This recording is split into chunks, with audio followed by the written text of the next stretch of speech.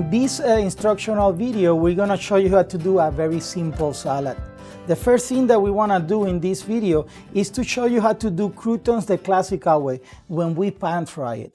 Now, croutons is a vital element in a salad because we are going to give you a nice texture element in your salad, right? So we're gonna first start by taking or removing the crust, okay?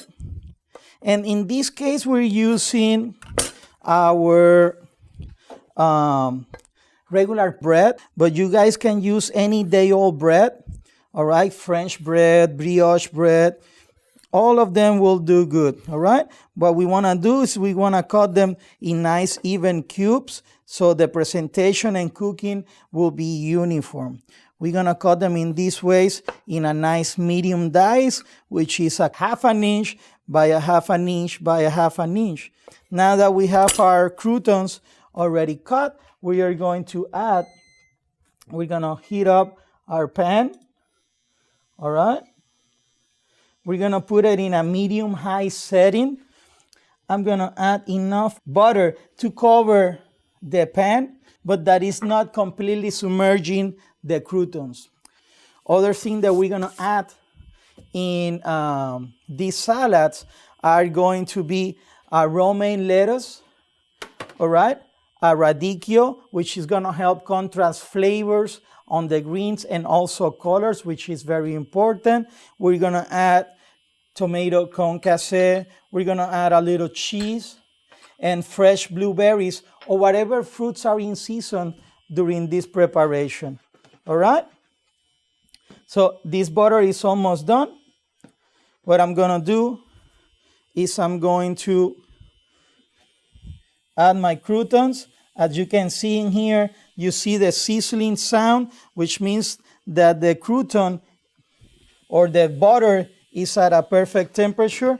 And you want to always kind of move them together, all right? And with a perforated spoon, you can start moving them so that all the butter will be nice and coated with the bread, all right? And as you can see in here, the croutons has already absorbed the butter, which is a good indication. And what we want to do is we want to be slowly getting them golden brown, all right? So this process can take anywhere from 8 to 10 minutes. And while that is happening, let's talk about lettuce and what is the proper way of treating a lettuce. First, you want to buy the freshest ingredient from local suppliers and local farmers. When you're looking for a freshness, first, you want to make sure that they're crisp, that they look nice, uniform color, that they're not wilted. And you want to stir them or store them in a container that is separated from vegetables like tomatoes, apples, that has ethylene gases that are going to wilt this letter faster, all right? Now, the first thing that we're going to be doing is we're going to remove the exterior leaves that has been wilted or has already started to get brown, okay? So we're going to get that. And we also want to be remembering to be cooking our croutons so they're nice and golden. You don't want to have them too brown because it's going to start getting bitter flavors. Darker colors can offset. It can make look that is brown, all right? Second of all, we are going to remove the tips as they're already wilted. So I'm going to come in here, going to remove this. This is an unusual trim, but we're going to put it in a compost bin, all right? I'm sure that you can hear how the croutons are already being crushed because when I'm moving them, you can hear that beautiful crunchiness. Back again to our cleaning. Now what I'm going to do, I'm going to cut my romaine lettuce lengthwise, and I'm going to do 4 or 5 cut from the tip to the root, all right, in order for us to have a beautiful 1-inch diameter cut, right? So what I'm gonna do now, I'm gonna cut it into 1 inch, no more than that, because you don't wanna have the client have a big pieces and have it to cut those pieces. You want the client to be able with a fork, pinch it and be able to eat it, all right? So I have in here, I'm gonna get to the core, and this is when we're gonna stop, all right? We are going to put this in our pan, okay? I'm gonna take my croutons off, which they are ready to go. And you wanna take them just before they're all golden brown, because remember, the residual heat are gonna continue heating them and toasting them a little more. And you don't want them to get too dark colors, all right? I have in here a sheet pan with a little parchment paper that is gonna absorb the extra butter.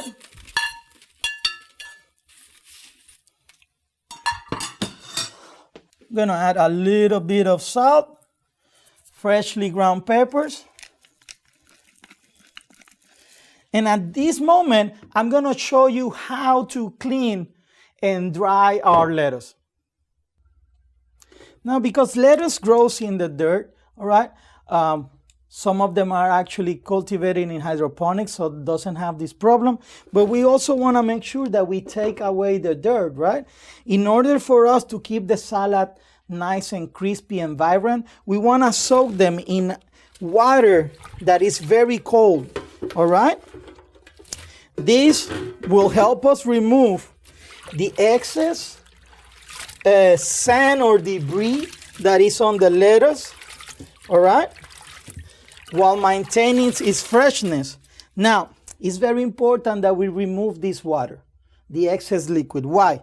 Because it's going to wilt it a lot faster. And second, we want to make sure that the salad, that the green leaves are dry enough.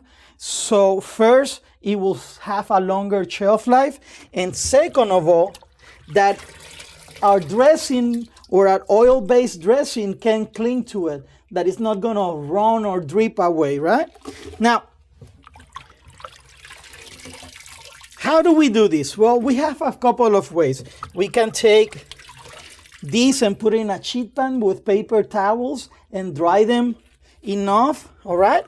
But there is a really cool way that we can do by using centrifugal force. All right, in here we have a salad spinner that has a little basket. We put the lid on top and we start spinning it. That centrifugal force is gonna remove all the liquid, all right, or the moisture from the leaves without abrasing them or damaging them. And we want to do this for at least 30 seconds, all right, to make sure that this has been nice and dry. If we are not going to be serving the lettuce immediately after we clean them, we want to serve them in a lid, in a container covered with a lid, all right? So the smells, the odor from the other vegetables in the cooler doesn't cling to our lettuce. So it's been 30 seconds, I think. So what I'm gonna do, I'm gonna take this out, but I want you to see that centrifugal force has been out, and I want you to see all the water that we have taken from the leaf, all right? So now we have our greens nice and cut, clean, dried. So I'm gonna show you the next step of our salad. All right, so let's talk about an emulsion. Let's talk about a dressing. Well, dressing is a French term for an emulsion. And an emulsion is basically when we incorporate air into two substances that doesn't mix together normally. For example, in this case, a liquid, which is our vinegar, and a fat, which is gonna be our oil. A normal vinaigrette is 1 part vinegar and 3 parts oil. For this temporary emulsion, which is a dressing in French terms, but in America, in the United States, we call a dressing to those emulsions that are more permanent, like a mayonnaise, like a Caesar dressing. All right? This will be a simple vinaigrette. So what we want to do to incorporate this, we want to start with our vinegar. All right? We are going to add, in this case, some minced garlic. And why do we want to cut them minced? We want to cut them minced because that way they're going to be small enough and they're not going to give a pungent, strong flavor into our dressings. Vinaigrettes, or dressing like they call it in French terms, can have a stabilizer. And what is a stabilizer? A stabilizer is something that is going to prevent that emulsion from separating quickly. All right? So you have temporary emulsions, you have semi-stable emulsions. Those are when you add stabilizers. What are stabilizers? The most common one is mustard. Now, I have in here my vinegar. I have in here my herbs. All right? I added a little rosemary, a little thyme, a little parsley. And then it's important that we emulsify this with a light stream of oil. We don't want to add all the oil at once. Why? Because we want to have enough time for the whisk to incorporate the air particles and have this emulsion nice and stable. So, once again, oils, vinegars, all right, or a liquid and a fat. The most utilized is red wine vinegar because it mixes with a lot of ingredients, but we can use, in this case, white wine vinegar, apple cider vinegar. We can use balsamic vinegar. Now, what about oils? The normal oils that we use are canola oil, corn oil, sunflower seed oils, all right? But when we're using stronger oils, like extra virgin olive oil, like sesame oil, like a walnut oil, we want to make sure that we blend those oils with lighter oils, like the one we're using, so the flavor is not as strong. So now, in here, we have our temporary emulsion. So now we're going to season it, salt, a little fresh ground pepper. Why do we like to use fresh ground pepper? Well, when we use fresh ground pepper, the flavors are more fresh, are more intense than just the regular pepper that we buy already ground. Is this a sin? Can we get the regular one? Yes, you can. But if you want to have something elevated in flavor, take a little time and do the fresh ground pepper. Lastly, we have some beautiful radicchio that we're going to add to our romaine. This radicchio is going to have a little peppery or bitter aftertaste that is going to complement our romaine, which is considered a mild green. All right, and it's also going to help with the color of our salad. So what I'm going to do, I'm going to cut it in half. All right, I'm going to cut in half, and then I'm going to cut it in chiffonade. All right, which is when we take the leaves and we roll them together in a nice tight roll, and then we just cut it really fine. This is going to have a nice contrast in our lettuce, guys. All right, we're going to do this in here. And now we are ready for assemble. What we're going to do now is we're going to dress our salad. And by dressing our salad, we mean adding the correct amount of vinaigrette. Now, what is the correct amount of vinaigrette? Normally, when we're doing a portion, all right, of lettuce greens, usually it is 3 to 4 ounces, which is kind of like a big bunch when you grab it in like that. That is a great proportion for a salad that is starter. If you want a salad that is going to be a main entree, you want to go to 6 ounces, all right? But in here, you can see how beautiful colors we have with the radicchio and the romaine. I'm going to dress it. And I'm going to add 1.5 ounces for an appetizer, which is 4 ounces, or 2.5 ounces for an entree. In here, we made 3 ounces. I'm just going to add this in here. I'm going to have my tongs, all right? So I can toss it together really nice, all right? And now, it's just a matter of decorating it. I have a bowl that I have in here, which I'm going to put my dressing in here.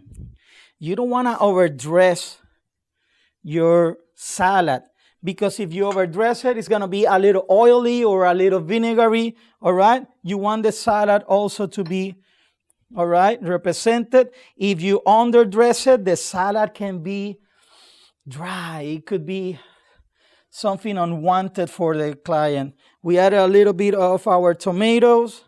We're adding our fresh fruits. Remember, always buy organic, always buy from local suppliers, and what is in season.